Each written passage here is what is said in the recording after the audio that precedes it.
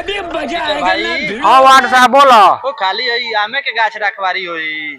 हो तो का कइल जाओ तो बैठो ना, कहो ना केने अइल हो। कई बेर दुआर पर गई नी भेंटे नहीं के हो तो एबरा तोर नाती भेटाइल हो तो कहत बाबा वही जे नाम राखता न। हाँ यही जा गछिए में रही ने, अब देखत है दवाई वही छिटवावे के। तो बताओ ना केने अइल हो।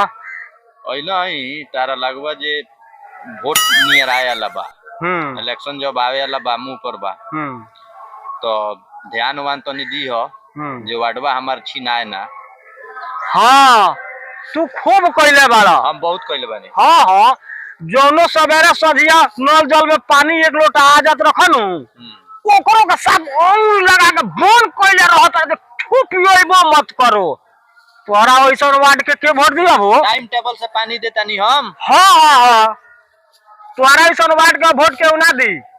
मर दे तू इतना खिसिया काहे गइल बड़ा हमरा पर हो तो खिसियाई ना तो का करी, एगो नालियों का पैसा आई रहे तो तू ऊपर से ऊपर खा गइल, आज तक ले उ नाली ना बनल आ कहत रहे जे खिसियाई काहे बाड़ो। भाग मर दे 50,000 हम तोहरे के दे देता नहीं। अच्छा आ एगो वोट के 1,000 अलग से आ वोटवा हमरे के दिवा दी।